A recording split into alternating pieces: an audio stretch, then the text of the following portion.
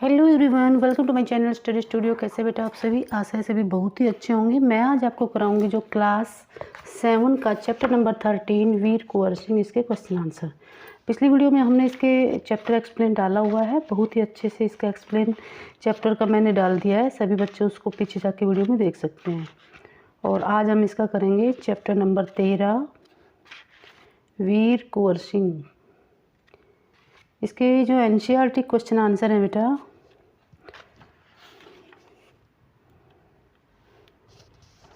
ये करेंगे पहले, ठीक है। तो इसके एनसीईआरटी क्वेश्चन देखते हैं।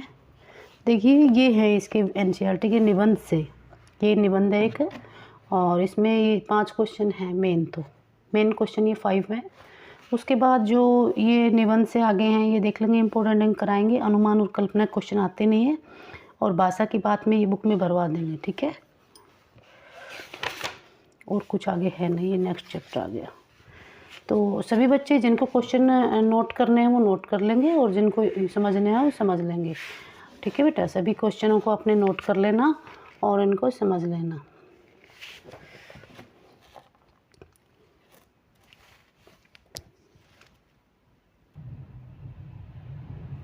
हाँ जी बेटा, देखिए क्वेश्चन नंबर 1, वीर कुंवर सिंह के व्यक्तित्व की कौन कौन सी विशेषताओं ने आपको प्रभावित किया? यानी कि उसमें कौन कौन सी क्वालिटी थी, कौन कौन से गुण थे जिससे आपको जो अच्छे लगे वो आपको प्रभावित किया। तो वीर कुंवर सिंह के व्यक्तित्व की निम्नलिखित विशेषताएं हमें प्रभावित करती। कभी भी इस तरह हो तो आप निम्नलिखित वर्ड का यूज करें कि हमें निम्नलिखित विशेषताएं हमको प्रभावित करती हैं। नंबर 1, वीर कुंवर सिंह एक महान स्वतंत्रता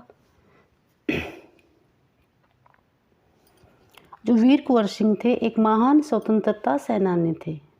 स्वतंत्रता सेनानी जानते हो क्या होता है? जो संग्राम में वो क्या कहते हैं 1857 की क्रांति में लड़े थे, और जैसे कि देश को आज़ाद कराने के लिए जो लड़ाई होती है उसको स्वतंत्रता सेनानी कहते हैं, जो ये लोग हिस्सा लेते हैं।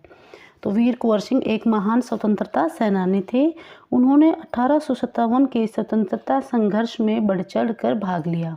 तो इस चैप्टर में किसका वर्णन है? 1857 के स्वतंत्रता संग्राम का।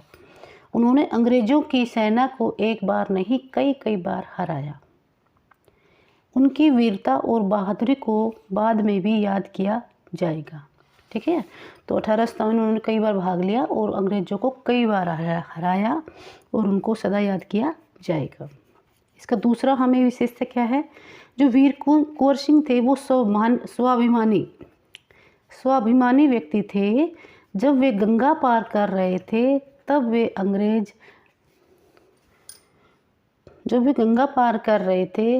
अंग्रेज डगलस की गोली का निशाना बन गए थे। गोली उसके बाएं हाथ में लगी थी। देखो, चैप्टर में जब हमने पढ़ाया तो उसमें बताया था कि जब वो नदी पार कर रहे थे, गंगा नदी को पार कर रहे थे, उस समय डगलस ने उसको गोली मार दी थी, तो उसके बाएं हाथ में लग गई थी। तो उसने अपने हाथ को तलवार से काट कर गंगा में प्रवाहित कर दिया था, और गंगा को कहा कि ये तुम्हारा, मैं इसको भेंट करता हूँ, ठीक है। तो गोली उसके बाएं हाथ में लगी थी। वे वहाँ उपचार के लिए कहीं भी नहीं जा सकते थे। वो हाथ इसलिए काटा था ताकि पूरे शरीर में जहर न पुर जाए, इसलिए उन्होंने हाथ को ही काट दिया था। उन्होंने उपचार की चिंता किए बगैर हाथ को काटकर गंगा में फेंक दिया था। तो वो स्वाभिमानी व्यक्ति थे, ठीक है। आपको ये स्वाभिमानी वर्ड याद रखोगे ना तो ये पूरी लाइन खुद से याद आ जाएगी। समाज सेवक के रूप में भी वीर कुंवर सिंह ने हमें प्रभावित किया। उन्होंने पाठशालाएं बनवाई, कुएं खुदवाए, तालाब बनवाए, निर्माण कराए, और समाज का कल्याण भी हुआ जिससे। वे जातिगत भेदभाव और धर्मगत भेदभाव में विश्वास नहीं करते थे, यानी कि वो भेदभाव नहीं करते थे जाति पाति में। उनकी सेना में मुसलमान उच्च पदों पर थे, यानी कि हिंदू होते हुए जाति में वो भेदभाव नहीं करते थे। उनकी सेना में मुसलमान थे, वो ऊंचे पदों पर भी थे। वे हिंदू और मुसलमानों के त्योहारों को समान रूप से मनाते थे। प्रश्न नंबर 2, कुंवर सिंह को बचपन में किन कामों में मज़ा आता था? क्या उन्हें उन कामों में स्वतंत्रता सेनानी बनने के लिए कुछ मदद मिली? तो उनको आपको बताया था कि पढ़ने में उनको कम मज़ा आता था, जबकि घुड़सवारी में, तलवारबाजी में चैप्टर में बताया था ना। तो वीर कुंवर सिंह को बचपन में पढ़ने लिखने की अपेक्षा मतलब की बजाय घुड़सवारी, तलवारबाजी और कुश्ती लड़ने में ज़्यादा मज़ा आता था। हाँ, इन कामों से उन्हें स्वतंत्रता सेनानी बनने में निश्चित रूप से मदद मिली है। एक जो कुशल स्वतंत्रता सेनानी बनने के लिए इन गुणों की आवश्यकता होती है। घुड़सवारी करके और तलवार चलाकर वे युद्ध में दुश्मनों को मात देने में सफल हुए थे। ठीक है बेटा। प्रश्न नंबर 3, सांप्रदायिक सद्भाव में कुंवर सिंह की गहरी आस्था थी। पाठ के आधार पर इस कथन की पुष्टि कीजिए। तो कुंवर सिंह अत्यंत उदार और संवेदनशील व्यक्ति थे। उदार मतलब कि वो बहुत ही अच्छे थे, उनका स्वभाव बहुत ही अच्छा था और उन्होंने देशभक्ति की भावना कूट कूट कर भरी हुई थी। वे सभी धर्मों का आदर करते थे। संप्रदाय मतलब अलग अलग धर्मों के बारे में सभी लोग अपने अपने धर्मों को अच्छा बताते हैं, जैसे हिंदू अपने को बताएंगे, मुसलमान अपने को, क्रिश्चियन अपने को, है ना। तो इस तरह के होते हैं सांप्रदायिक भेदभाव। तो इसमें सांप्रदायिक सद्भाव में कुंवर सिंह की गहरी आस्था थी, यानी कि वो सबको समान समझते थे। उनकी दृष्टि से सभी भारतवासी समान हैं। उन्होंने अपनी सेना में उच्च पदों पर मुसलमानों की नियुक्ति को किया था, यानी कि वो सबको समान समझते थे। सांप्रदायिक यानी कि जाति पात में भेदभाव नहीं करते थे। वे अपने घर में हिंदू और मुसलमानों के त्योहारों को सबको साथ मिलकर मनाते थे। उन्होंने पाठशालाएं भी बनवाई और मदरसे। पाठशालाओं में देखो बेटा हिंदू पढ़ते हैं और मदरसों में मुसलमान पढ़ते हैं, तो उन्होंने दोनों का निर्माण करवाया, यानी कि उनके मन में कोई भी भेदभाव नहीं था। इन सब बातों से पता चलता है कि वीर कुंवर सिंह की सांप्रदायिक सद्भाव में गहरी आस्था थी। प्रश्न नंबर 4, पाठ में किन प्रसंगों से आपको पता चलता है कि कुंवर सिंह साहसी, उदार और स्वाभिमानी व्यक्ति थे। इस पाठ में कौन कौन से ऐसे हैं जिनमें आपको पता चलता है कि वो साहसी भी थे, उदार भी थे और स्वाभिमानी व्यक्ति। तो निम्नलिखित पाठ के में निम्नलिखित प्रसंगों से हमें प्रसंग मतलब पॉइंटों से हमें पता चलता है कि कुंवर सिंह साहसी भी थे, उदार भी थे और स्वाभिमानी व्यक्ति भी थे। नंबर 1, साहसी। देखो साहसी, उदार और स्वाभिमान तीनों को आपको 3 पॉइंट बना के बताना है। साहसी में क्या करेंगे, पाठ को पढ़ने से हमें पता चलता है कि वीर कुंवर सिंह ने अपने साहस के बल पर अंग्रेजों की शक्तिशाली सेना को परास्त कर दिया था। वो इतना अधिक साहसी थे कि उन्होंने अंग्रेजों पर आक्रमण करके उनको परास्त कर दिया था। वे हार कर भी कभी साहस नहीं खोते थे, यानी कि जैसे उनके हाथ में गोली लग गई थी लेकिन वो साहस नहीं खोया उन्होंने। वे भावी संग्राम की तैयारी में जुट जाते थे और बूढ़े होने पर भी साहसी बने रहते थे, यानी कि जब वो हार जाते थे तब भी वो अपने आप की हिम्मत नहीं हारते थे और वो आगे के लिए तैयारी करते थे। वो बूढ़े होने पर भी बहुत ही साहसी थे। उदार, वीर कुंवर सिंह बहुत ही उदार भाव वाले इंसान थे। कैसे थे, बहुत ही उदार भाव के इंसान थे। उन्होंने निर्धन होने पर भी समाज की भलाई के लिए कार्य किए।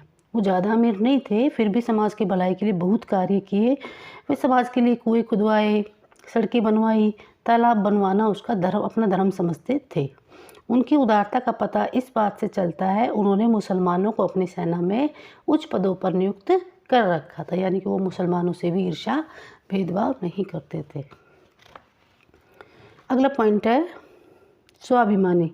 वीर कुंवर सिंह स्वाभिमानी व्यक्ति थे। उन्होंने कभी भी अंग्रेजों के सामने घुटने नहीं टेके, चाहे कैसी भी परिस्थिति आ जाए अंग्रेजों के सामने वो कभी भी झुकते नहीं थे, कभी भी घुटने नहीं टेकते थे और न ही किसी प्रकार का समझौता वो करते थे। यहाँ तक कि हाथ में गोली लगने पर भी किसी के सामने उपचार के लिए गिड़गिड़ाने की बजाय उन्होंने हाथ को ही काट कर गंगा नदी में फेंक दिया, यानी कि जब उनको गोली लग गई थी तो उन्होंने क्या किया कि अपने हाथ को काट कर गंगा में फेंक दिया। आमतौर पर मेले मनोरंजन, खरीद फरोख्त एवं मेल जोल के लिए होते हैं, यानी कि जो मेले लगते हैं तो मनोरंजन के लगते हैं, है ना।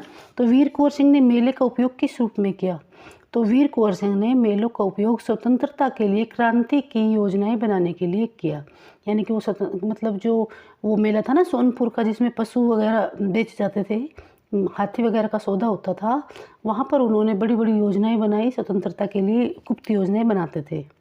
वे सोनपुर के मेले में अपने साथियों को साथ बैठकर क्रांति के विषय में विचार विमर्श करते थे और तरह तरह की योजनाएं बनाते थे। अतः स्पष्ट है कि वीर कुंवर सिंह सोनपुर के मेले का उपयोग खरीद फरोख्त करने की बजाय क्रांति की तैयारी के लिए करते थे। ठीक है बेटा। अब निबंध से आगे है, जैसे सन 1857 के आंदोलन में भाग लेने वाले किन्हीं 4 सेनानियों के 2-2 वाक्य लिखो। तो रानी लक्ष्मीबाई, नाना पेशवा, तात्या टोपे, बहादुर जफर। ठीक है, इनके नाम लिख देना और वाक्य में लिखिए रानी लक्ष्मीबाई स्वाधीनता संग्राम का प्रथम वीरांगना थी। वह कुशल प्रशासिका, निपुण योद्धा, वीर सेनानाई, भागवत गीता में विश्वास रखने वाली थी। नाना साहब कैसे थे? नाना साहब 1857 के स्वतंत्रता संग्राम में महान योद्धा थे। वे महारानी लक्ष्मीबाई के प्रेरक रहे। वे कुशल सेनानायक थे, प्रखर योद्धा थे और देशभक्त थे। इसी प्रकार जो तात्या टोपे, इस प्रकार क्वेश्चन आएंगे नहीं। तात्या टोपे महान योद्धा थे, उन्होंने कभी भी शत्रु के सामने हार नहीं मानी और स्वतंत्रता प्राप्त उनका महान सौपन था। बहादुर शाह जफर को स्वतंत्रता सेनानियों ने 1857 में दिल्ली का सम्राट बना दिया था और 82 की आयु में उन्होंने अंग्रेज़ों के विरुद्ध संघर्ष में जनता का नेतृत्व किया था। उन्हें अपना शेष जीवन रंगून की जेल में बिताना पड़ा। ये क्वेश्चन नहीं आएंगे बेटे, दोनों इस तरह के नहीं आते। अब हम करते हैं जो व्याकरण है ना, इसकी व्याकरण भर लेते हैं बुक में। देखो, भाषा की बात ये देख लीजिए। आप जानते हैं कि किसी शब्द को बहुवचन में प्रयोग करने पर उसकी वर्तनी में बदलाव आता है। जैसे सेनानी का एक व्यक्ति के लिए प्रयोग किया जाता है और सेनानियों एक से अधिक के लिए, यानी बहुवचन हो गया ये।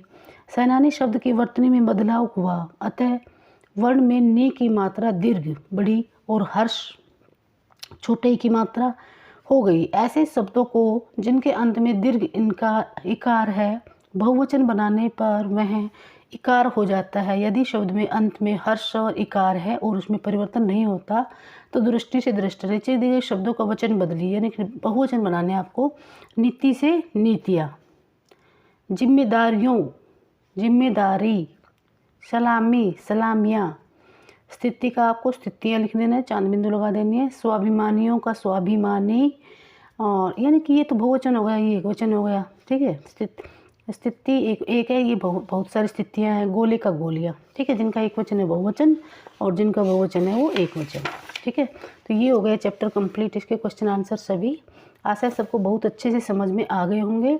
और जिन बच्चों को जो भी क्वेश्चन नोट करने हैं वो नोट कर लेंगे अपनी नोटबुक में, और ये डालेंगे कि आपको कमेंट करके कैसा आपको वीडियो लग रहा है, अच्छा लग रहा है, ख़राब लग रहा है, या फिर आपको नोटबुक में लिखवाना चाहिए, सजेशन दीजिए। और नेक्स्ट वीडियो में हम इसका नेक्स्ट चैप्टर करेंगे। अगर वीडियो आपको अच्छी लग रही है तो लाइक एंड सब्सक्राइब कीजिए। Thank you.